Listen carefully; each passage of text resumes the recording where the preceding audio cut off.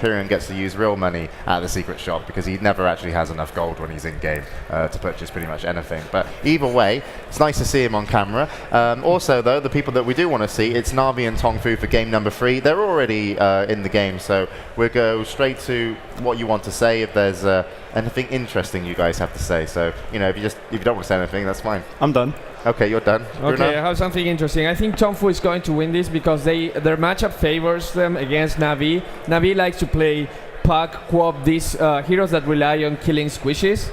And the two best heroes from TongFu are Lifestealer for the carry and Dragonite for the mid. Two very strong, very tanky heroes. So if they can't get ahead in the beginning like it happened in game 1, they will not be able to beat them. I'm hoping for something new and exciting that's not just a plain Ursa without support. Hopefully another Pudge game from Dendy, but I think Na'Vi will take it home. I too am looking for a good game. Good job, Ben. Yeah, so we're going to go straight to the game. So the winner of this, it's tied up 1-1. The winner will move into the winner bracket finals to play Alliance tomorrow, which also means they secured a top 3. So, ladies and gentlemen, I hope you enjoy the game. Best of luck to both teams. It's Na'Vi versus TongFu.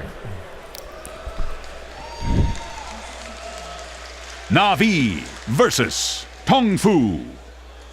Welcome back to the floor of beautiful Benarroyo Hall. It's match point, Draskell. The upper bracket semifinals. TongFu taking on the fan favorite Na'Vi. Na'Vi put on a hell of a show in game 1.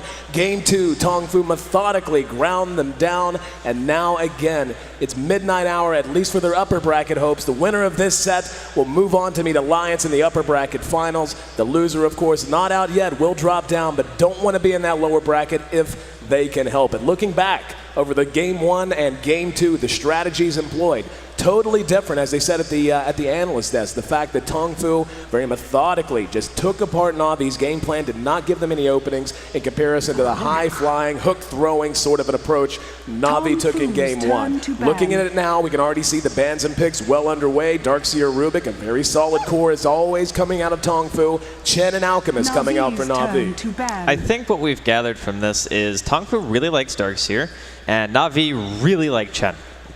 Pretty sure it's been all 3 games that we've actually seen those heroes together for each of those teams at least. So this game's going to be no exception. Alchemist to follow up the Chen, obviously very strong, versatile. Na'Vi is one of the teams, though, that typically doesn't run the Alchemist mid. A lot of other teams do, but Na'Vi more often than not just put Host on that role. They put him in the farming role, and Alchemist is one of those heroes that synergizes well with Chen in the fact that he is actually strong mid-game. If you give him a free lane and you don't contest him at all, then you know for sure that you're going to have darn near full inventory at 25 to 30 minutes. It's depending on what kind of build you go, whether it be Battle Fury or whether you want to go for something like a Shadow Blade. So Na'Vi still looking to play the aggressors here, I'm sure, whereas TongFu, they have about some of the most versatile picks you're ever going to see. And starting off with the Darkseer Rubik, it leaves them wide open for any array of strategies. One of the things I love so much about seeing a Chen pick with an Alchemist is Alchemist takes a little pressure off of Chen and building that mech sometimes, but as you said, Na'Vi is one of those teams who doesn't traditionally do that. They do like to simply farm the hero up, let Havosa do his job, get a Shadow Blade, phase boots up very quickly, and start taking fights very early on. And of course, Chen, a hero that works great with that. Alchemist and his sustain, and that's really where the true synergy between the two heroes comes. Once Chen hits 6, once Alchemist hits 6, and they want to start taking fights, Chen's Hand of God allows him to draw out these fights. The regen built into Alchemist allows him to have a lot more survivability, especially if he gets an early BKB and decides to go that route as well. And this, on both sides, TongFu and Na'Vi feeling each other out, have the option of reacting very quickly to whatever they see now as we come into the 3rd and 4th slot picks. Well, it's interesting because Na'Vi, in the last game, they picked a strategy that they kind of had to execute really hard, but they also did the same thing in the first game. But here, there's a bit of a deviation already. When you pick an Alchemist, it automatically feels a bit safer because you have a hero that you know can at least pull its weight past like the 25, 30 minute mark, which is really important. So maybe they're just picking a bit more safe because they know or respect TongFu enough to know that they're not always going to be able to just execute and have crazy Dendy Pudge games where he's able to just land hook after hook. What was it, something like 19 hooks landed in the first game? Yeah, it was completely out of control. So Na'Vi, I don't know what they're going to take here, honestly. There's a lot of choices for them. If they want to go super aggressive, that can definitely be something that plays to their favor because Na'Vi, of course, one of the best aggressive teams in the world. But Puck's already banned. So that's going to be something that Dendi is not going to be able to get his hands on. And I think taking a Pudge is really, really risky in that situation when you already have a Rubik and a Darkseer. But the choice is actually going to be Nyx. And I like Nyx specifically because against Darkseer, it's quite good. Having Mana Burn against these types of heroes is really strong. Carapace is very annoying too because you just have 2 AoE abilities in the Ion Shell and the Vacuum, so you can be a huge disruption during these fights. And not only that, but if it's a support Nyx, he's going to get a lot of EXP here because the Chen's going to be jungling, he'll be free to pull, and TongFu right now don't look like they're going to be contesting. They're picking a Gyrocopter Rubik, which means that you're going to be able to split the experience really evenly between Navi's Tri-Lane. And oh, they pick it! They took the Pudge. You can see Dendi smiling right now. Oh, yes. He wanted it bad, and Puppey gave it to him. Pudge making his second appearance here in our upper bracket semifinal, and I'd say the crowd's pretty happy about it, not too upset with the Chansey pick, as you had explained how it would be Chansey, but there's the man. Going to be looking to replicate the performance he had in Game 1, and truly, a performance to be remembered. It's one thing to have a performance like that in general, but to do it on this stage with this much at stake, truly ascending to a new level. So TongFu, though, the good news is they've seen it now. It's not something that they just saw it. I'm sure they had, at least in the back of their head, had the idea that perhaps this could happen to them moving down the stretch in another game. I'm sure during their break they talked it over at least a little bit, and they're going to have some kind of game plan in mind to try and keep Na'Vi from doing what they did in game number 1. 10 seconds Well, remaining. the thing about picking Pudge when they picked it is it's an inherent risk not only because of the lineup of TongFu, but because we haven't seen what TongFu's mid's going to be yet. So we don't know what that Pudge matchup is going to be overall, but still one more ban from each team, so maybe they're going to ban out a hero that they don't want to put against Pudge, because even though, as Bruno stated before, he doesn't necessarily have to win his lane, there are just some heroes that you don't want to have to lane against if you're a Pudge. Queen of Pain probably being at the forefront of that, but I'm not sure if that's going to be the ban out here from Na'Vi or not. But TongFu's lineup really, really strong. They, of course, have the Visage and the Rubik support cast, Darkseer to offlane, and the Gyrocopter to either carry, or he can actually go mid himself. We talked about that the last time we saw Pudge, actually, and the potential for him to go mid 1 versus 1 against that hero. So it looks like we're going to have to find out. But Na'Vi, whenever you see Pudge, whenever you see Chen, you know that Na'Vi's game plan could just be what it was in the first game. Play hyper-aggression, look to open up room for that Alchemist. And this time, the carry that they're picking is probably going to contribute, I think. Just a smidge, I would imagine. One thing that, looking at the 2 lineups, other than everything you've already pointed out, TongFu is a little light on crowd control. Really, they only have 2 abilities, one of which is insanely unreliable in the homing missile, but then you have telekinesis. Other than that, they don't have a lot of ways to lock heroes down. Compare that to Na'Vi with 2 nice AoE disables already in the Impale, and Alchemist if he's able to catch even more than 1 target with the Unstable Concoction. Then, of course, Pudge with the Dismembers. So TongFu, most likely in this situation, needs to be looking for a hero with some kind of control. They need some way to put the brakes on Na'Vi when that hook does land, because you can't just bank on the idea that you're going to move so well and have such good vision that Pudge will never land a hook. Like, that's just not reality. It's not going to happen. So when those hooks do land, you need to have a way to again, put the brakes on that team fight that they're going to try to bring out. And there's some more, CC. Windrunner picked up, a shackle shot added to the repertoire. A lot of ways for Na'Vi to start these fights. The hook is going to be their only form of initiation. That's like the one thing that you have to be concerned with, because of course they banned Mirana, so TongFu not going to give Funnick that hero, which was a big turning point, especially during the first blood that happened in game number 1 between these 2 teams. But this time they're only going to have really Dendi. The Nyx eventually, I'm sure, will get a Blink Dagger, which will be nice for him, but it's not going to be anytime soon. And TongFu, they're going to go with a Doombringer, so it's going to be a Doom versus a Pudge mid. And this is an interesting matchup. Doom, obviously not the greatest base armor, but once he actually gets Doom, it's very easy to just shut out the Chen from a fight, or maybe even the Pudge if you don't want to have to worry about that. And of course, if you're doomed, you can't even use items, so it just completely takes away that huge amount of health offset that a Chen naturally gives you inside of your lineup. And when you have something like a call down vacuum combination, it's actually going to be very, very strong for them. So question is, who's actually going to be able to win the middle lane, because Pudge versus Doom for the first couple of levels kind of have to give the advantage to the Pudge, because the Doom can't really effectively trade hits at that early stage in the game. But again, there's probably going to be a lot of movement coming out from both sides. I would imagine both lanes are going to be avoiding each other again, although I suppose TongFu could potentially go aggressive here if they wanted to. Both teams moving out as a pack of 5. Doesn't look like they're going to be heading to the same place anyway.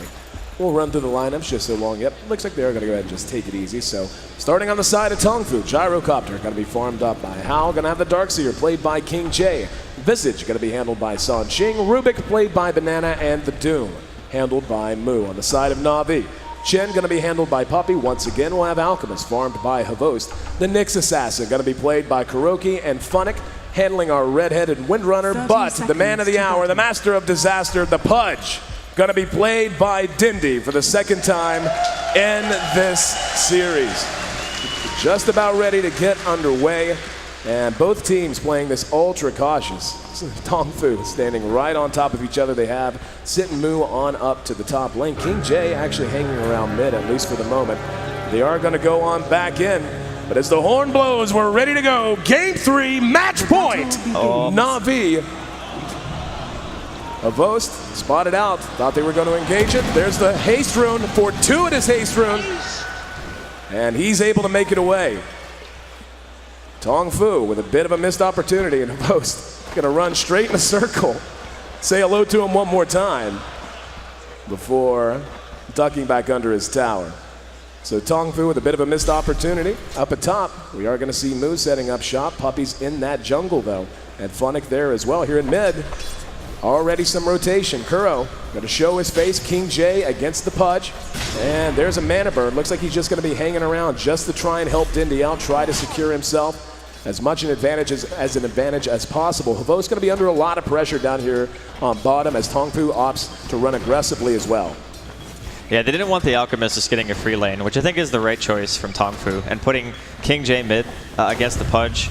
If you're a Darkseer versus a Pudge, you're always going to be able to shove the lane harder than he will, because in order to counter push, he has to use Rot, which obviously takes away from HP, so not really the best solution. But they do have the capability of keeping Kuro around middle lane just to allow Dendy to do well in the early game phases, but that puts a lot of emphasis on Dendy actually landing just as many hooks as he did in game number 1, if not more, because Kuro, unlike going to the safe lane to try to farm, he's not going to get any experience here, and if he does, he's taking away from somebody who needs it much more than him and the Pudge. So I feel as though these lanes currently working out quite well for TongFu. The only one that is probably not going to be going too favorably is Mu in this top lane on the Doombringer versus a Windrunner. This is pretty frustrating actually for him, and once the Puppy starts coming top with Kuro, the ganks are going to be very hard for him to avoid. Yep, we can see Kuro already making his way up. Down at bottom, we are going to have Kuro, or Havost, engaged upon in first blood. Picked up by TongFu, diving him under the tier 1. And you knew it was going to happen soon enough. Up at top, Na'Vi rotating Kuro up and looking to make something happen. And looking to put pressure on this Doom. Mu happy to just soak experience. Windrunner handled by Funnick. We can actually see Mu is leading in experience by almost a full level. And this is really troublesome actually for Na'Vi. There's a lot of movement that they've had to use so far. They need to make something happen. Killing Mu would be ideal, but honestly, between those heroes, this Nyx doesn't have a stun yet. Like, he needs Impale, and he's not even halfway currently to level 2. And now Tranquil Boots completed that move as well. So everything for TongFu, I think, going well so far. But here comes the gank. Here we go. There's the Mana Burn. Puppy just doing some auto attacks. Power shot. Mu walking his way back. The Ursa misses with the clap. And Mu chased all the way back into the woods, trying to eat himself up and hang on. He's got help. That's the Rubik. Still 3-on-2. Mu will end up dropping. There's a telekinesis on the Puppy. Can they catch him? No, he got Funnick. Funnick, though, when running out one auto attack, they're going to need at least one more. And Funnick can't do it. Power shot, finally. Not just that kill, one of the hardest working Windrunners in the business, San Ching. Now their Impale tries to disrupt his Banana, and San Ching are chasing him. And he's ducked into the woods, just trying to hide. Has no TP, he has to know he's dead to rights. They're just going to run out. Down at bottom, we're going to have another engagement, but we will see them finally track her down. And TongFu gets the return kill, make it 2-1. Yeah, I think Funnick was dead there no matter what. I didn't think he would actually use the salve, because even if he does salve back to full, he has no TP and no mana. There's no way he's actually going to get out of that situation unless for some reason they decide to completely leave him alone. But on the upside, I guess Havos is left alone here for a little bit, so he's actually able to hit creeps for maybe the first time this game. He unfortunately actually has 11 CS right now, which is pretty impressive considering the start that he was up against in terms of hero matchup. But all in all, TongFu still looking pretty good. Dendi's actually tied in terms of overall CS with the highest on the map, which of course is the Gyrocopter now, but King J not able to push the lane that much, and Dendi actually doing pretty well here. Top tower is under attack. Dendi almost level 6, like you said, up pretty high. We are going to see a DD picked up here by King J. TongFu stabilizing things out. They've left the Gyro against Havos now. Gyro sitting at actually under leveled by about a level, so certainly Havos going to feel fairly comfortable here, though he is going to be taking some abuse from the harassment. And now, though, San Sheng rotating his way back down, Kuro making his way back down as well. A lot of movement very early on in this game. 3 kills already in a 4.5-minute game. Windrunner almost level 5. Banana's working on level 4, almost halfway to level 6 for the Doom, but Dendi is now level 6, so we'll see when he wants to start wandering around the map.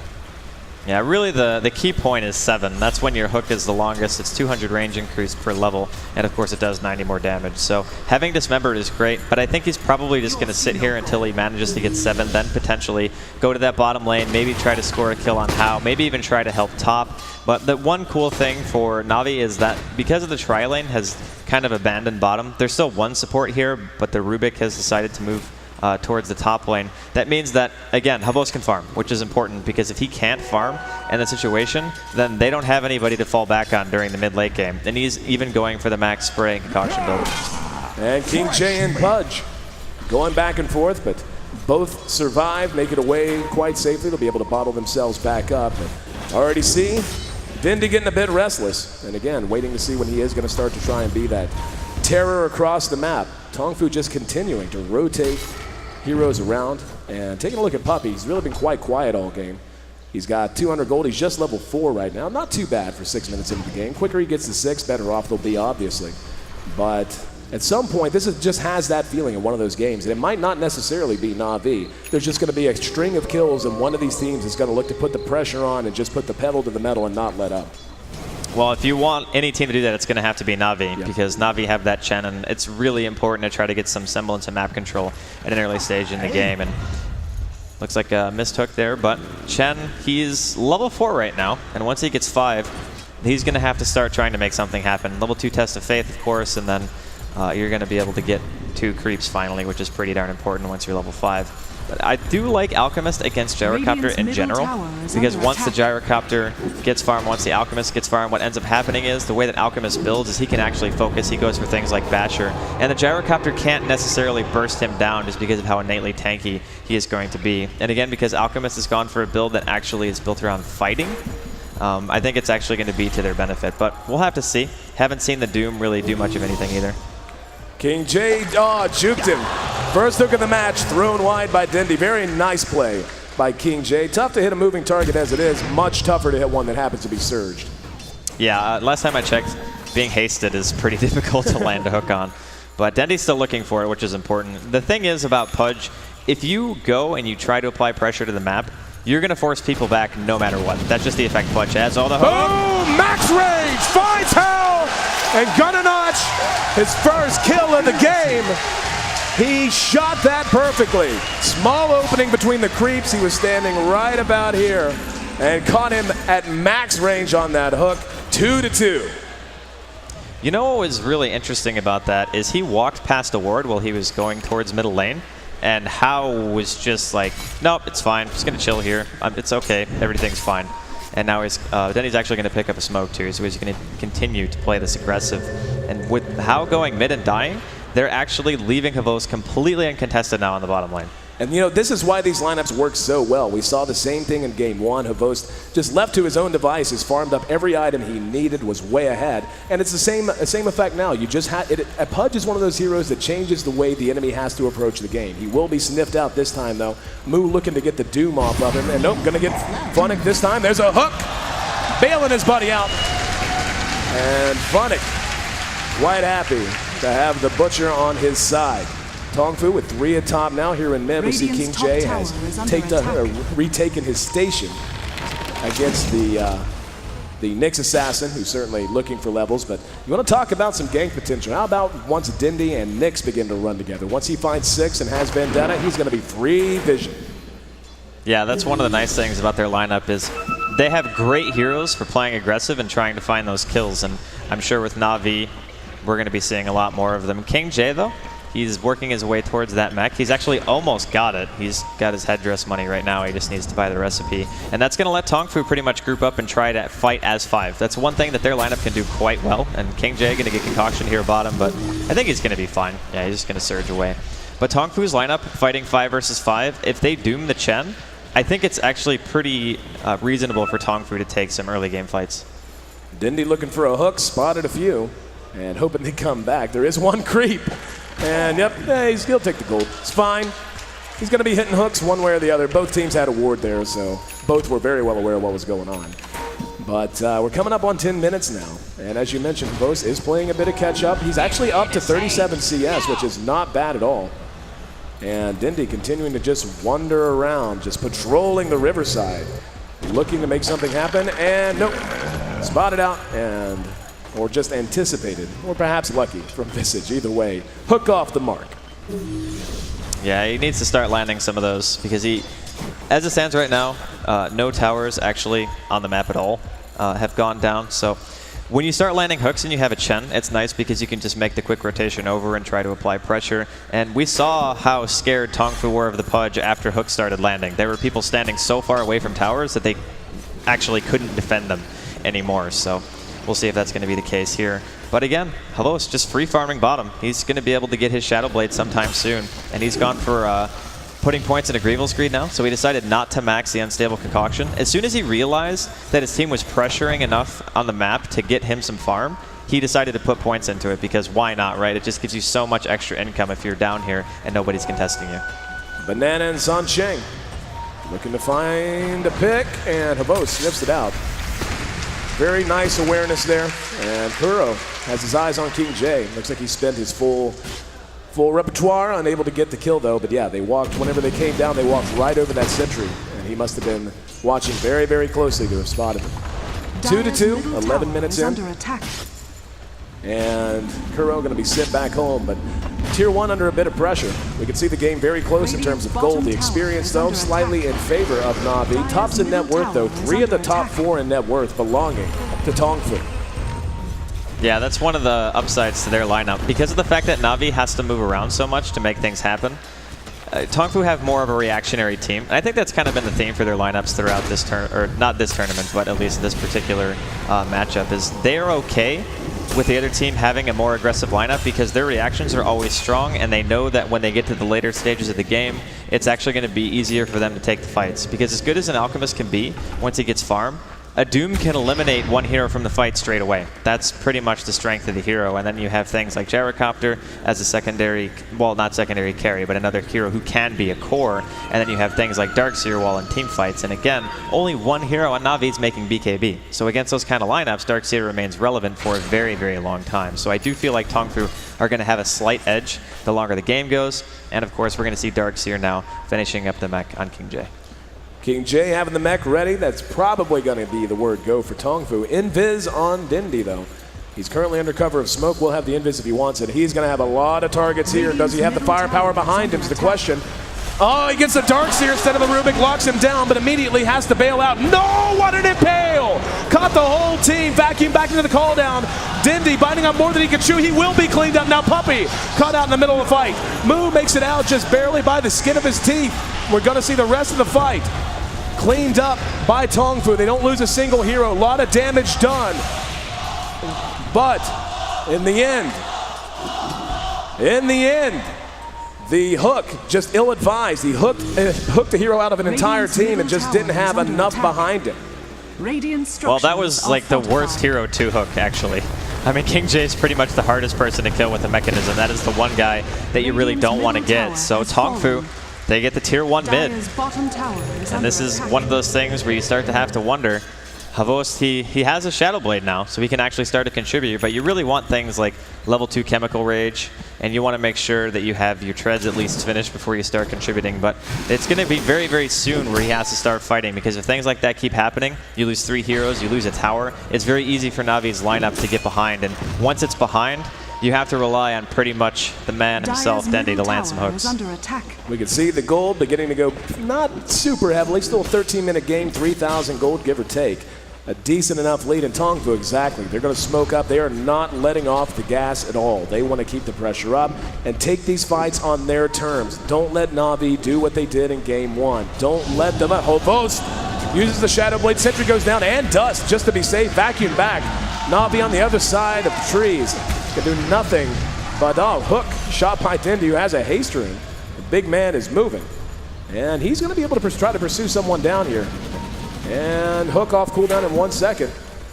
And the familiar is actually blocking him. Very nice control out of TongFu there. They're going to try to take this tier 1. There's a shackle, does latch. And move all the Visage familiars staying in the way. And, he missed it.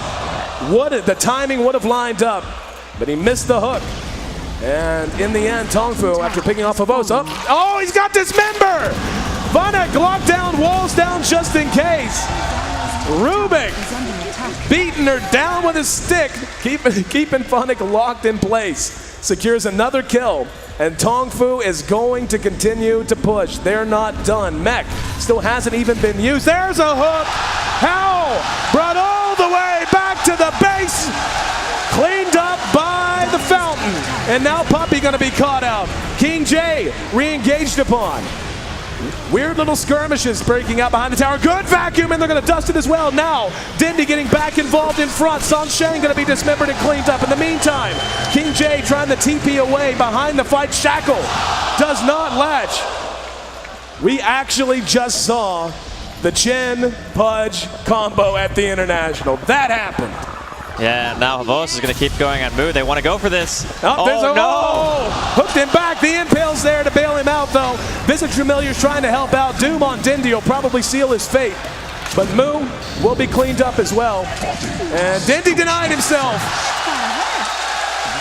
He got denied by the Chen creep. Puppy was following him with a Satyr, yeah. He tried to wait it out with the Familiars to last it, but they just didn't do enough damage, so... Yeah, there you go. The crown, the clear rooting interest, 6-9. TongFu still leading this game in terms of gold. The experience has gone back in favor of Na'Vi, however. And the beautiful deny at the end especially, quite nice. But 16 and a half minutes in, still anybody's game. Both teams playing ultra aggressive. Now, a hero we haven't talked a whole lot about that probably we should, just because of the matchup he was in with Moo, was Funnick. His role in this Windrunner is absolutely essential. He got a nice amount of experience. He's level 10, about to be level 10 anyway. And his shackles are going to matter so much in terms of these fights. As we pointed out, TongFu has the superior one, with at least right now, superior 5-on-5 team fight team. Solid play coming out of Funnick, going to be absolutely essential if they're going to be able to deal with that whenever both teams do run into each other 5-on-5. Yeah, I think what's probably going to end up happening is Na'Vi are going to continue to play this aggressively. They really need to get towers. It's 17 minutes in with a Chen, and they haven't gotten any. I mean, they need to get at least one tier 1. Puppy is very close to the mech, which is going to be nice for them. And whereas Funnick, he was 1 versus 1 for a while, the rotation while helping Havos get farm hurt Funnick. So Funnick doesn't have his 4-staff yet, and he really needs it because when you get slowed down or they go in for the vacuum, you want to be able to 4-staff out immediately. Even helps with things like Rubik and TongFu. They're smoked up. They're looking for something here, but Na'Vi pretty much is 5-man farming their own Ancients, which is an interesting tactic, but looking at TongFu pushing top, I think Na'Vi's choice really is to just try to push mid. Let's see, they're going to rotate over to top, at least look like they are, sending a couple over. Dendi kind of hanging out at the moment. He's going to take a path less traveled. We'll spot a haste rune. Very nice pickup for him. And Na'Vi looks like they want to contest this. The tower at about half health. They do have a glyph. TongFu in a very defensive position, as they must be against Dendi. And the familiars coming in. They're going to be using the stun. TongFu in no position to engage off of it, though. It looks like they might just, they will just go ahead and abandon this as Seder gets their attention. Bad move. Moo gonna beat him down, but now they're smoked up. Na'Vi ready to fight, wants to fight. They're gonna walk right across the sentry, though. And here we go, Dindy. Oh, he threw it late. Trying to do it again, and now they have to fall back. Banana stole hook. Oh, the Rubik grabbing the hook. And now they're going to be able to do a little hook of their own. Cliff going to be used, and the hook comes out. What a hook! Sansheng grabbed out. They're going to mech through it. The Havos is just going to town. He is doomed, though. Now going to be cleaned up. The call down connects on a couple. The rest of TongFu falling back. Another hook. Going to grab him back. But Dindy using that haste rune. Falling back. 3-for-1 trade that time. And TongFu is beginning to grind Na'Vi down a little bit. They got a 5-kill lead as we approach 20 minutes. They get the tower, hovering right around 5,000 gold to their advantage and bringing the experience back into line as well. So Na'Vi definitely going to be feeling much more under the gun now. We're crossing that point where, I mean, Havos right now is not in bad shape in terms of net worth. He's sitting at 6,500. He's right there with the gyro. The only one that's ahead really is Moo, though, on our Doom. He's got his Shadow Blade and his drums. But he's going to continue to just get bigger and bigger because of the way Devour works.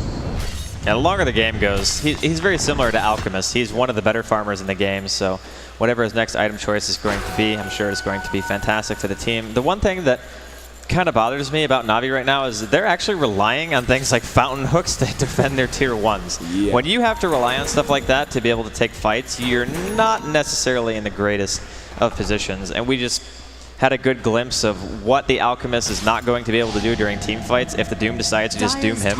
Because Puppy died without even using his ultimate. I mean, Hand of God wasn't even popped. He still doesn't have his mech, and it's 20 minutes in. So TongFu, I think this is pretty much their game to lose right now. They have a pretty distinct advantage. They're going for Roshan. I don't think that Na'Vi can really do anything about this. If they walk down there, they need Pudge, right? And Dendi actually had to TP to the tier 2 mid, so he's not even going to be here in time. Free Roshan here for TongFu. Medallion certainly making it an easier time. They will be in position if they want to engage off of that and see what he got. Got Acid Spray, not a bad steal for the Rubik there. Just now, Phase Boots are done on the Alchemist. Shadow Blade plus a Hyperstone coming out for Havos, so certainly building to try and get the job done right now. Needs that armor, needs a bit more survivability, but TongFu, as you mentioned, just in such a great position right now. BKB done on Hao with his Aegis. And here we go. They're going to try it again. Threw it late.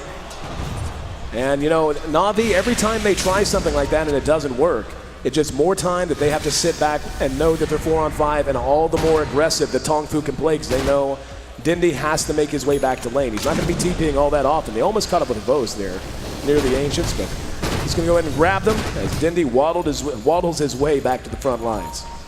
Well, like I said, it does waste time, but they kind of need it. I mean, they need to be able to just eliminate somebody from the fight, very similar to what Moo can do for TongFu. So if he had been a little bit farther up, he would have been able to throw the hook, but the thing is there was a range creep in the way. There it is, yep. Banana going for a ride on the Dindy Express. Welcome to the well. And 8-12 following that. That's twice now. It's amazing. Oh, they got the courier. They got the courier. That's certainly a nice pickoff. Well done there by Kuro. Making up a bit of ground. And Na'Vi hanging in, doing what they can to free up space for Havos. Havos not quite maxed out Grievel's Greed yet. We actually see the Gyrocopter getting the kill on the Nyx Assassin, so they did manage to track him down. But Dindy's going to do it again. Oh, close. We'll follow our little guy back.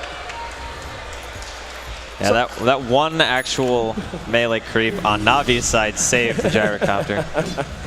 Traitor! Mech now finished, actually, so Na'Vi now have an opportunity to maybe try to take a team fight, but it's just so hard for them because they're relying so much on Pudge, right? Like, whenever you pick this hero, it is pretty much your core, even though he doesn't function as a normal hero who gets farm. But if he doesn't have a good game, then he doesn't really bring you a whole lot. And his hooks have been pretty close, but you need better than close. You need to make sure that you're landing them, you're getting important heroes. If you can get a fountain hook on somebody like the Doom on the gyrocopter like we saw him do once before, then you can look to defend your towers. But if it doesn't happen, TongFu's team fight right now is just superior, and I don't really think that Na'Vi can take a straight up fight right now. No, I completely agree. Trying it again. Nope. Call down. Gonna catch two. Do they want to engage off of it? Looks like they might. Nope, thought better of it. Shackle shot. Gonna latch to one of the familiars, actually, that can still move. Impale to follow it up. Here comes the Vost. Gonna throw it on Sansheng. What a vacuum into the wall. Hand of God used immediately to buy them time to retreat. Nice play from King J. But the Hand of God allows Na'Vi to get out of harm's way. We're 24 minutes in, but things are beginning to feel rather untenable for Na'Vi. They have to shake things up, and they have to do it in a hurry. Yeah, there's a really significant goal lead right now for TongFu. It's just about 7,500, which at this point you can turn it around, yeah, but the Na'Vi have the tools to do it. I mean, you have a Windrunner who has a Force Staff, you have Pudge, who basically has treads in an urn at this stage in the game, and the Alchemist really is the only hope for Na'Vi in terms of making it to that late game phase where you're going to be able to fight. But again, TongFu's draft it functions well against that kind of a lineup, because if you're only relying on one hero to carry, and the Alchemist needs to be the one who's huge, if you doom him, how does he carry his team in that fight? Like, how do you continue to fight if you can't use any abilities, even through BKB? I mean, it's a really tough situation for Na'Vi to be in, so they're going to keep relying on those hooks. Let's just hope Dendy has them. And here we go. He's looking for one now. He's going to be telekinesed and actually sent home as he was trying to grab him, unable to do so. And for about the 15th time, he's going to have to walk back out to lane. I'm surprised Pudge isn't losing weight by now. He spent a lot of time walking from the base back out. Yeah, he's spent quite a bit actually going for these hooks, and the thing is he can actually walk back out if he misses, but if he lands the hook and the fight starts, he can TP back to the tower. That's kind of what they did during the bottom fight. But Hello's going to try to TP out here. Oh man, it's going to be close. Made it. Barely able to get away. Now Na'Vi though in position. They might try something. Dindy's going to try it again. Can he? Got him that time. See you in the base move. Welcome home. And a post. Not that he needed to. Gives him a little assistance. And Dindy back up and ready to fight. Shows back up at the tier 2. Aegis reclaimed in 60 seconds. And trying to find another target. Those familiars. So problematic for him. That is what they do.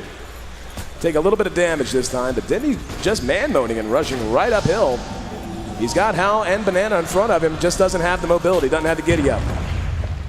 Well, they kind of have to force it. Whenever the Doom is dead, that's the one hero who can just shut out somebody completely, so that's when you want to try to go for it. But here we go again. Don't think he's going to get anyone this time. A little late in throwing it. In the meantime, though, this has freed things up for Havost to take down a tier 1. He's completed his Assault Cuirass. He has his Shadow Blade up now. And going to begin to feel a bit more like an Alchemist. So far, I mean, let's not lie, it's been the Dindy show. That's what we've all been watching. But Havost is going to end up being a big factor, a big influencing factor once he does manage to catch up. You know, taking a look at the net worth, he actually has surpassed Mu and is on top of the gyrocopter as well. So he already is going to be able to start standing and fighting a little bit more easily. And makes me wonder, I mean, now that he's a bit more relevant, and especially once he builds perhaps one more item, does there come a point where they just start saying, okay, we don't need to send Dindy home every single time he throws a hook. Let's just let him hook, blow someone up, and then try to engage into them 5-on-4 afterwards. I think they're pretty much going to always have to send him back. I mean, just the way that their team functions right now, if you're relying on one hero, you need a fountain hook to turn back, because again, he could just easily get doomed. And even if he gets sent home by the Chen, it doesn't matter. Funnick getting caught mid. And there's a hook to grab move. Funnick wind running away. Beautiful impale. Caught multiple targets. Here he comes back in. Vendetta plus power shot brings him down. Vacuum wall counter initiation. Call down's going to connect. Havost in trouble, isolated away from his team. Will be cleaned up.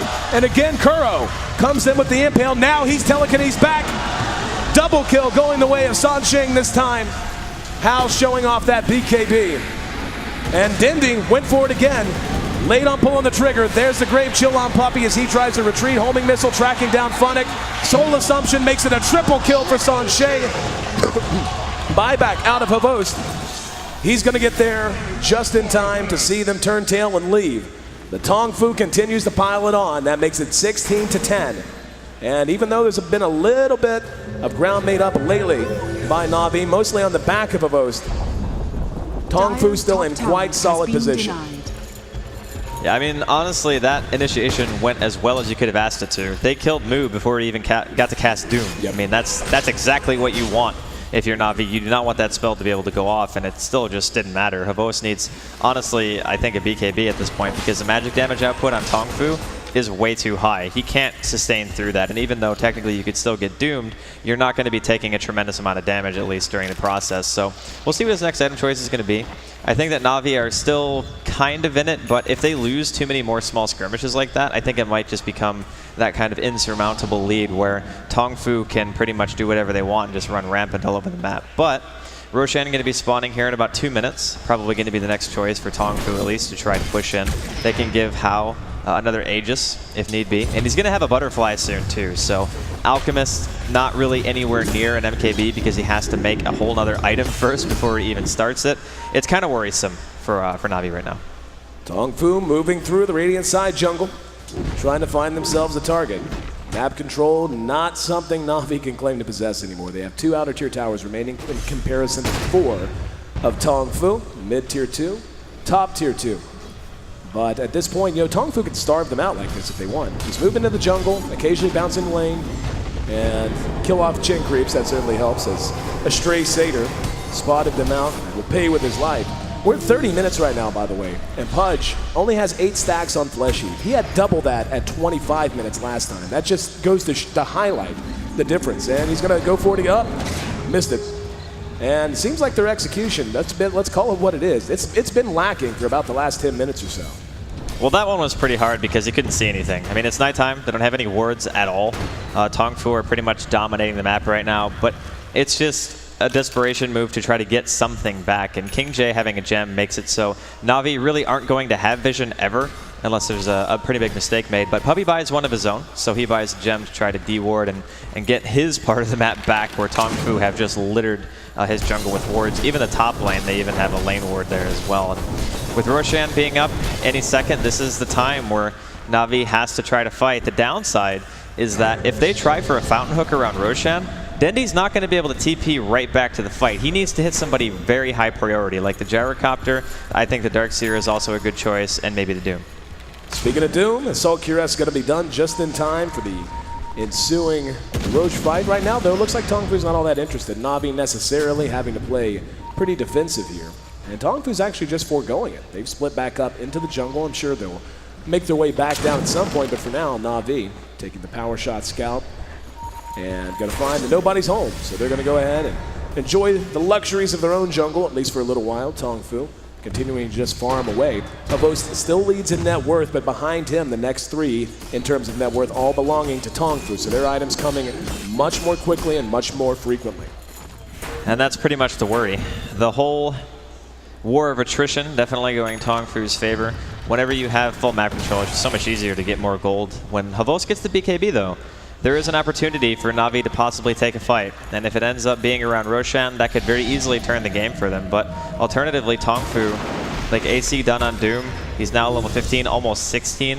And when he gets level 3 Doom, man, that is just absolutely obnoxious. It does so much damage, especially. And even after that, if he wants to, he can go something like a Scepter.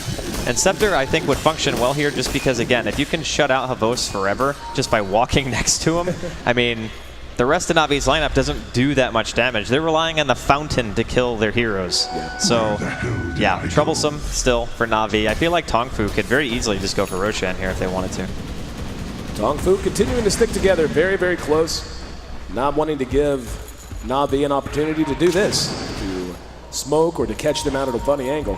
Havost not caught with the smoke. He will be visible, but Visage familiars keeping an eye on the big man. They will go ahead and vacate at least for the moment. TongFu is beginning to make their way down a bit. In the meantime, though, Hao has completed his butterfly. Even more problems for Na'Vi and what Havost is going to be able to contribute. Yeah, Na'Vi right now smoked up. They know that Roshan's up. They want to try to make something happen. If they could possibly get this, they definitely would still be in the game. But I think if TongFu end up getting Roshan, it's going to be one of those situations where it's going to be that slow, kind of painful, we can't really do anything about this anymore, kind of a lose your rack situation. So TongFu playing it really passive, though. Maybe even a little bit too passive. I suppose, though, waiting the game out isn't going to do them any harm, per se. As long as they don't end up giving away the Roshan, I think they'll be fine. Went for a blind hook, came up wanting, as TongFu able to spread themselves out adequately. Roshan still looks to be the goal. They're hanging out between the Tier 1 and Tier 2 over on their side of the map. In the meantime, Na'Vi has pulled back all the way to their Tier 2, obviously fearing any kind of a reprisal when Dindy isn't there. But actually beginning to become a much more slow and strategic match. And again, compare that to Game 1, where it was very hectic. Not to say there wasn't great strategy involved, but it was much more frantic, is probably the word to use. This time, TongFu just very patiently taking their lead, trying to hang on to it. And Havost, as you mentioned, his importance cannot be overstated. Now they're going to smoke. Now they're going to try and give the old okie doke the end around. And Funning knew it was coming. That's why he just checked behind him. And they're going to run right into each other. Here we go. Mu spots him out, and they know he's there. They had the gem. Mu in trouble. Kuro, there's a nice vacuum. Only caught 2. Call down's going to connect as well. Hao laying into them. Mavo's looking for a target right now. Stuck on San Sheng. The battle has broken up a bit. We just saw Dindy get sent home. And the rest of Na'Vi forced to spread out. Shackle doesn't latch, but it buys a little bit of time. Puppy might be in trouble. Blink off cooldown in 10 seconds, but will make it out of range before they can lock him down. 10-16, no deaths on either side there. Smoke, and they ran right into each other, but Na'Vi immediately breaking things up. Dindy, though, back on the prowl, making his way through. We're going to hear the unstable concoction, and he's hoping to find someone. Havo's going to end up exploding himself. Kaboom. But no targets to be found. Yeah, TongFu just retreating back to their side of the map. I think for TongFu, having Doom is pretty important. Yeah, nice attempt coming out from Dendi. Fortunately, not going to be successful. That fight was weird, though, because Mu walked in, and he doomed the Nyx. And I guess he didn't want the Impale to go off, which is okay, but I feel like Chen or Alchemist are pretty much the better choices. Even Pudge, I think, is okay, especially if he just turns on Rot or if he's, you know, being annoying and trying to get Fountain Hooked, I suppose. But the thing about dooming Chen is there's so much health that he gives his team. Level 2 Hand of God is 300 and Max 250, so that's 550 health on every single hero. Kuro didn't even die when he got doomed because the rest of TongFu weren't close enough to follow up, and of course he got healed for a very large amount of health. So Mu just needs to make sure that he targets the right people with that, and I think team fights for them honestly shouldn't be too difficult. TongFu beginning to reassemble. Roshan still alive and well. That may very likely change in the near future. And as you said, I mean, at this point, you know, we're at 36 minutes in. Can't help but feel like this Roshan, whenever it does occur, is going to be Navi's real last chance to have a saving moment. It's going to be a Hail Mary pass, and they got to have it right now. So far, TongFu just trying to assert control of the pit, have not committed to going in. Na'Vi, with plenty of wards down on the edge of the river, knows exactly what's going on and staying spread out, at least at the moment. Big creep wave down the bottom will force a TP, though. They're going to see that. They're going to know Havost is not present. And here we go. Moving their way in, medallion used. Dindy up on the high ground. Havost not being there. Going to be a very difficult fight. Closest place he can TP is the tier 2 mid. He's just going to farm for the moment. They made you get. They're just going to give it away. He just goes to TongFu. And now charging back out. Dindy going to be spotted, and he doomed the Chen. That's a much better choice. Oh, he got him. He got him. Not going to follow it all the way because we got a battle to watch with Puppy. Trying to get away from it, going to be telekinesed back. And they will be able to get him as well. There you so a 1-for-1 trade.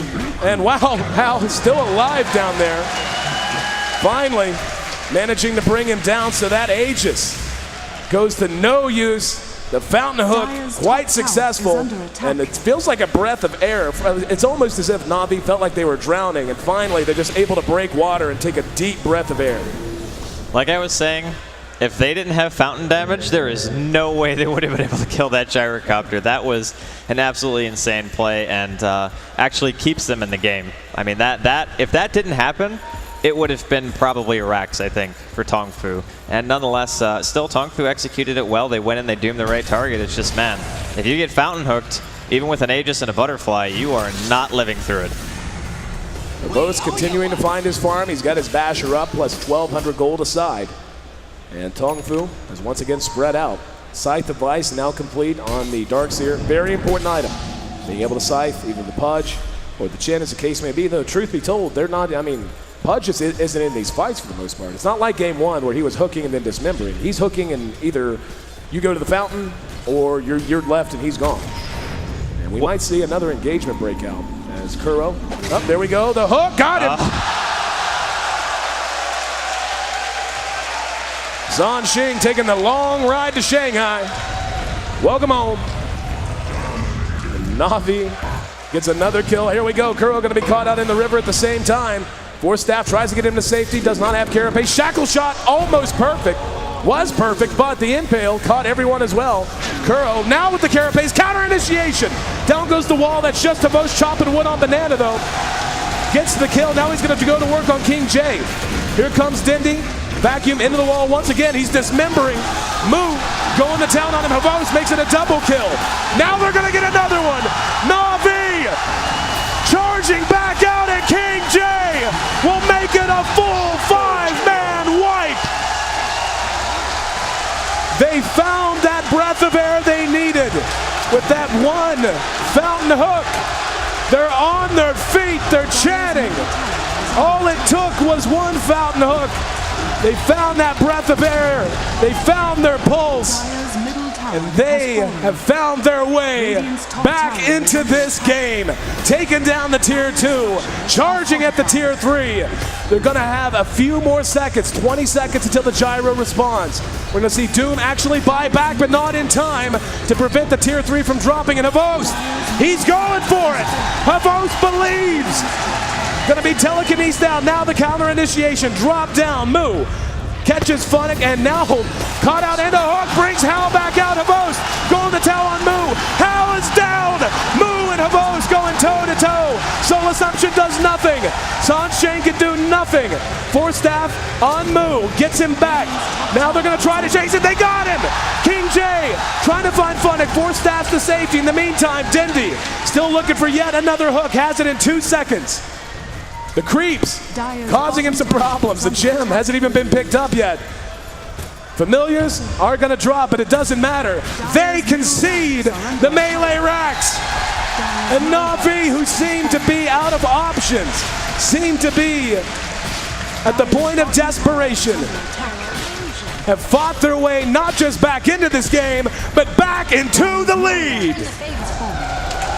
Unbelievable, man. Unbelievable play coming out of Na'Vi. The chase onto Kuro, keeping him alive for so long and managing to turn that around. And they even get the bottom Tier 1 in addition. They're going to be pushing into the Tier 2. TongFu just lost so much during those last engagements. It all starts back with the fountain hook onto Hao after they got the Aegis. It was so difficult for them to recover from that because they needed the gyro's damage. And Hao didn't get his BKB off before the dismember and the base push either, so he just immediately died. Kuro was able to get his damage out. So Na'Vi, they re-established full map control, and now the shoe's on the other foot. TongFu sitting inside of their base. Another fountain hook attempt, not actually going to connect that time, but still, TongFu, I can't believe this got turned around in them like that. I believe we're in an arena of people shocked at what Na'Vi has accomplished so far. The game ain't over, still a lot of Dota to be played. But the point of desperation they had reached, you know, fountain hook, when you lose every fight that you don't land a fountain hook at, tends to mean things are a little bit troublesome. And it looked as if TongFu was ready to just slam that door completely. But again, that one big play and that big turnaround, King J caught with the shackle doesn't latch. And looks like, yeah, managed to get shackle for himself. Very nice spell for Rubik to have stolen. Dendi goes fishing just to the left of Zhan Xing. And looks like Kuro poking his nose around. Roche going to be up in about 4 minutes, give or take. But Na'Vi definitely playing more aggressive now. For the last 10 to 15 minutes, they did nothing but stick as 5 and sit more or less under their own Tier 2s. But now on the enemy side of the river, they feel large and in charge. I honestly am speechless. Like, the fact that they were able to turn it around in that fashion is nothing short of miraculous. And Havos almost having the MKB, that's going to be massive. Dendi doesn't actually even bother throwing out the hook that time. There's no one in range. So some dewarding being done inside the base of TongFu as well, which is a good thing because you definitely don't want Dendi being able to see in there. And this is really, really bad now for TongFu because whereas before their gyrocopter was quite far ahead, now he's not. Now he's actually behind, especially if you compare to the Alchemist. Havos has had such a long time to recover, and now he is almost, well, not almost doubling, but he's got around 7,000 more net worth in the gyrocopter. And with the MKB now finished, I don't know if Hao can really do anything anymore, at least in terms to Havos. Yeah, Havos for a while there looked to be perpetually behind just because of how well the gyro knows how well the gyro can flash farm. And the crowd excited to see the MKB pick up, nullifying the dodge percentage on the butterfly. Pings like crazy. This could be a fight that decides this game if they have an engagement outside of these tier 2s. Na'Vi spotted out by the familiars. We'll see stun go out, and he's going to go fishing and find Songsheng. Cleaned up, so immediately coming back out, and Kuro catches Banana. Shackle is there. Going to town, called out on Moo. Moo being dismembered, being locked out, being killed off, and Hao can't stand up to the damage. Havos has gone crazy. That's a double kill for the big man with the little man on his shoulders. And Na'Vi, dare we speak it? Dare we whisper it? A game that seemed to be out of control. Banana now caught out. There's the shackle off of the creep. Carapace is up, and another kill for Havos. 5 are down. One set of racks is down. They're going to go to work on the tier 3. Buybacks aren't coming out. Dare we think it? Could it be? Na'Vi bringing down the last remaining vestiges of hope for TongFu. The tier 4s under assault. Kuro and Dindy looking to farm the well. If they dare come out, they think better of it and move on to the tier 3 bottom. It's gone. And now the last racks, one's down. Can you say mega creeps? Na'Vi, he got him! One more! This is what you call one for the road! Man, I cannot believe that they actually did it. Funnick's going to be running here as well, though, from TongFu. Funnick vacuumed back. Lockdown cleaned up. Pretty sure that's not what anyone here cares about. TongFu played a phenomenal game 2. Played so well for so long here in game 3. But the hook heard round the world, Draskell. That first hook that shut them down when they were pushing the last time. And we're going to see Puppy spotted out. He will be doomed. We're actually going to see Havos going to work now, getting a kill as well. Puppy. Dindy's there to try and help him, though. He's not doomed. Puppy trying to juke him around. And, yeah, I'm keeping it on him. There's the MPL to follow it up. Puppy still alive. Mechs through him. GG! Na'Vi has snatched a berth in the upper bracket grand finals from the brink of defeat. A game that looked to have slipped away from them. And they shock the world. The capacity crowd here on the floor of Benaroya Hall. Arms are in the air. Voices are raised. A standing ovation for the boys of Na'Vi. Very well-deserved victory for Na'Vi. I mean, I think what we learned here is you can never count out a Dendy punch, ever. No, ever. That fountain hook on Hao totally turned the game around for them. Absolutely brilliant performance coming out of Na'Vi, coming back from what I think many were thinking was insurmountable lead coming out from TongFu. But you still have to give it to him. TongFu played a fantastic series.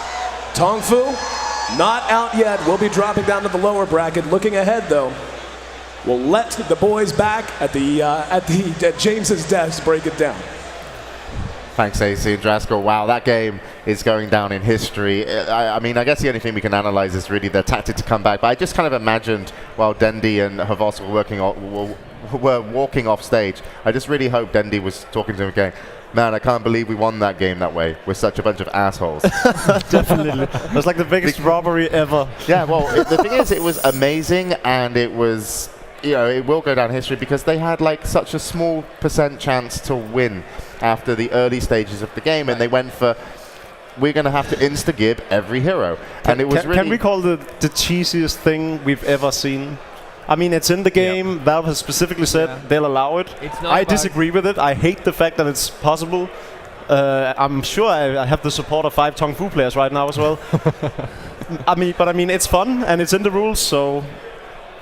Has your faith in Na'Vi been shaken, though, after this game? Do you think that it would have gone Na'Vi's way had it been an even draft? Well, sorry, I was going to say it's even more impressive they're able to win. Like, my faith in them has gone up because they took something that maybe wasn't theirs to win and made it theirs. It was incredible.